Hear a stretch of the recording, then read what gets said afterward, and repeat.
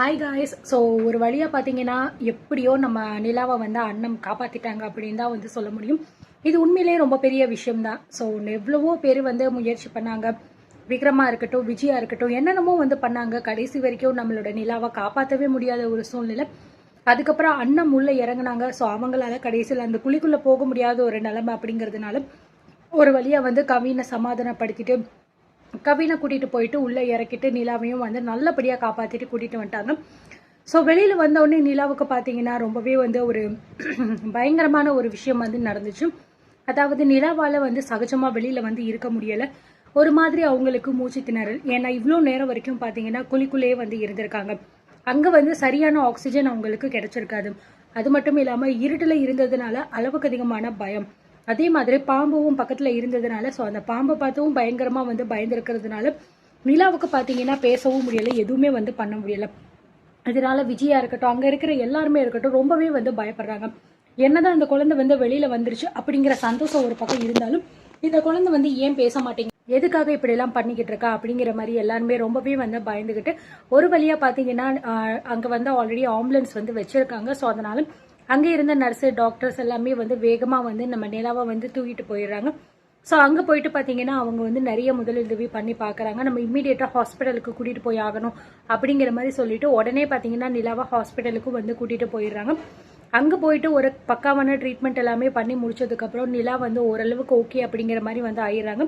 அவங்களுக்கு எல்லாமே வந்து சரியும் வந்து ஆயிடுது. ஸோ அடுத்த நாள் பார்த்தீங்க அப்படின்னா எல்லாருமே அவங்கவுங்க ஊருக்கு வந்து கிளம்புறதா தான் வந்து பிளான் பண்ணியிருக்காங்க. விஜயும் வந்து இப்போ முழுசாக குணமாயிட்டாங்க. நம்ம நிலாவும் பார்த்தீங்கன்னா ஓகே ஆயிட்டாங்க. ஸோ இந்த பக்கம் பார்த்தீங்கன்னா அண்ணம் கார்த்திக் இவங்க 2 பேருமே வந்து கிளம்பலாம் அப்படிங்கிற மாதிரி வந்து முடிவு பண்ணியிருக்காங்க.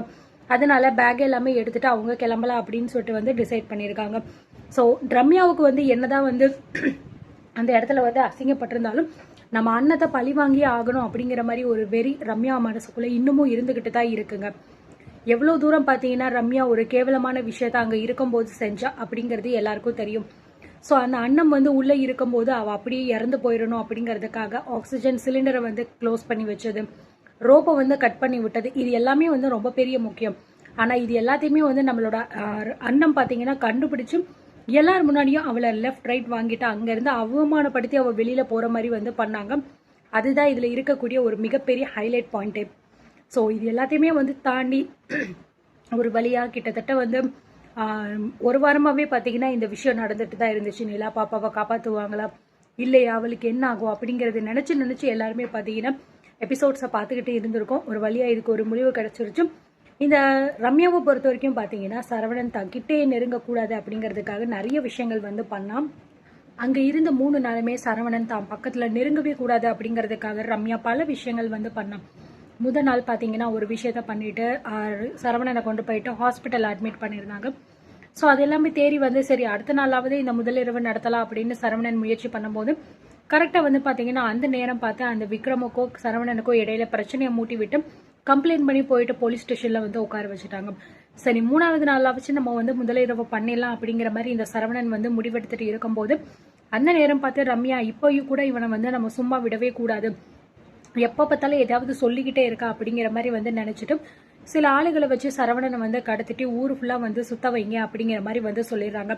இதனால அன்னைக்கு நைட்டே ஆயிடுது. அது பக்கம் இந்த பக்கம் பார்த்தீங்கன்னா ரம்யா எப்படியாவது அன்னத்தை பழி வாங்கணும் அப்படின்னு சொல்லிட்டு வந்து முயற்சி பண்ணி சுற்றிக்கிட்டு தெரிஞ்சுக்கிட்டு இருந்தா இது எல்லாமே வந்து தாண்டி அண்ணம் ஒரு வழியாக வந்து ஜெயிச்சிடான். அடுத்த நாள் காலையில் வந்து எல்லாருமே கிளம்பலாம் அப்படிங்கிற மாதிரி வந்து முடிவெடுத்துட்டு பேக் எடுத்துட்டு வந்துடுறாங்க. அந்த நேரம் பார்த்து நிலா பார்த்தீங்கன்னா வேமா வந்து அன்னத்துக்கிட்ட ஓடி வந்துட்டு வந்து பேசிக்கிட்டு இருக்காங்க. என்ன செல்லம் சரியாயிருச்சா இப்போ உனக்கு, இதுக்கப்புறம் ரொம்ப நல்லா இருக்கணும், நீ எதை பற்றியும் நீ கவலைப்படக்கூடாது அப்படிங்கிற மாதிரி கார்த்திக்கும் அண்ணமும் வந்து நிலா கிட்ட வந்து பேசிக்கிட்டே இருக்காங்க. அந்த நேரம் பார்த்து விஜயும் அவங்க அம்மாவும் வந்து வர்றாங்க. ஸோ அவங்கள பார்த்துட்டு நீங்களும் கிளம்பிக்கிட்டீங்களா அப்படிங்கிற மாதிரி வந்து கேட்குறாங்க. ஆமாம், இதுக்கப்புறம் எங்களுக்கு என்ன இங்கே வேலை இருக்குது, எப்படியும் நாங்கள் வந்து ஊருக்கு நல்லபடியாக போய் சேர்ந்தா எங்களுக்கு அதுவே போதும் அப்படிங்கிற மாதிரி வந்து விஜயும் வந்து சொல்லிக்கிட்டு இருக்காங்க. ஸோ விஜய் வந்து சொல்கிறாங்க, நீங்கள் பண்ண இந்த விஷயத்த வந்து நான் எப்பயுமே வந்து மறக்கவே மாட்டேன். என் பொண்ணு வந்து காப்பாற்றி கொடுத்துருக்கீங்க. என்னை பொறுத்த வரைக்கும் நீங்கள் எனக்கு வந்து ஒரு தெய்வமாக தான் வந்து கண்ணுக்கு தெரியுறீங்க அப்படிங்கிற மாதிரி சொல்கிறாங்க.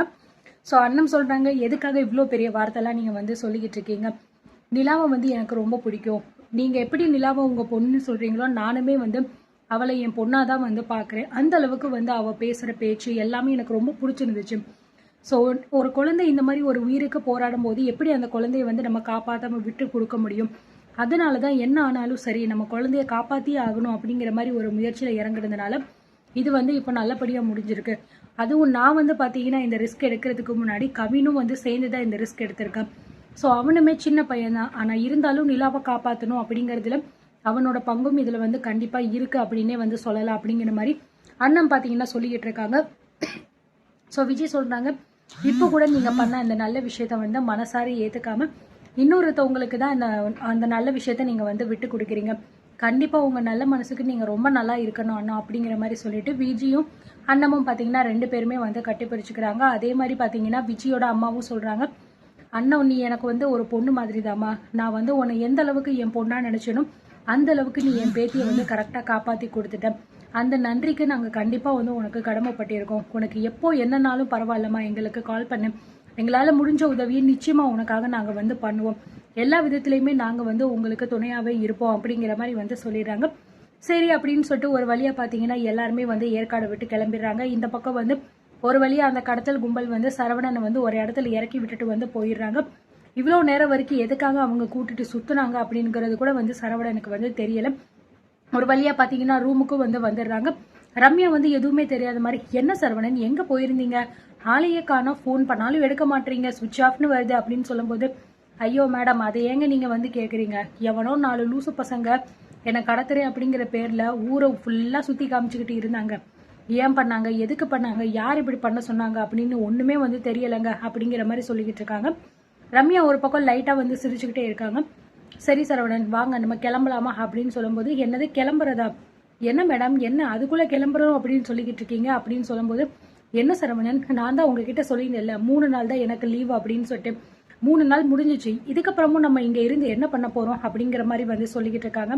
ஏன்னா மேடம் நம்ம எதுக்காக வந்தோம் அப்படின்னு உங்களுக்கு நல்லாவே தெரியும், வந்த நாள்லேருந்து இப்போ வரைக்கும் நமக்கு அது எதுவுமே வந்து நடக்காமையே போயிடுச்சு, இப்போ நம்ம ஊருக்கு போய் என்ன பண்ண போகிறோம், எனக்காக இன்னும் ஒரு நாள் நீங்கள் லீவ் போடுங்களேன், ஒரு நாளுக்குள்ளே நம்ம எல்லாத்தையும் முடிச்சுட்டா அதுக்கப்புறம் சந்தோஷமாக நம்ம ஊருக்கு போகலாமே அப்படிங்கிற மாதிரி சொல்ல, இல்லை சரவணன் அதுக்கெல்லாம் வாய்ப்பே கிடையாது, நான் எவ்வளோ பெரிய வேலையில் இருக்கேன், நான் எவ்வளோ பெரிய சிட்டி கமிஷனர், 3 நாள் லீவ் போட்டதே ரொம்ப பெரிய விஷயம், இதுக்கப்புறம்லாம் வந்து என்னால் லீவ் போட முடியாது, நான் ஊருக்கு கிளம்ப போகிறேன், நீங்கள் வரீங்கன்னா வாங்க, இல்லை இங்கே உட்காந்துட்டு இன்னும் ஒரு நாள் ரெஸ்ட் எடுத்துகிட்டு வர போகிறீங்க அப்படின்னா அப்படியும் பண்ணுங்க, அது உங்கள் விருப்பம் அப்படிங்கிற மாதிரி சொல்லிடுறாங்க. ஐயோ மேடம் நீங்கள் இல்லாமல் நான் இங்கேருந்து என்ன பண்ண போகிறேன், வேற வழியே இல்லை, என்ன பண்ணுறது, எல்லாம் என் நேரம், ஒன்றுமே நடக்கவே மாட்டேங்குது அப்படிங்கிற மாதிரி வந்து சரவணன் புலம்பிக்கிட்டே இருக்க, ரம்யா அப்படியே கோவத்தில் சரவணனை முறைச்சு பார்த்துட்டு வேக வேகமாக வந்து எப்படியோ இந்த இடத்த விட்டு முதல் காலி பண்ணிட்டு போயிடணும்டா அப்படிங்கிற மாதிரி நினச்சிட்டு வந்து 2 பேருமே வந்து அவங்களும் கிளம்பிக்கிட்டு இருக்காங்க. ஸோ ஒரு வழியாக வந்து இவங்க 4 பேருமே வந்து கிளம்பிட்டு இவங்க ஊருக்கு வந்துடுறாங்க.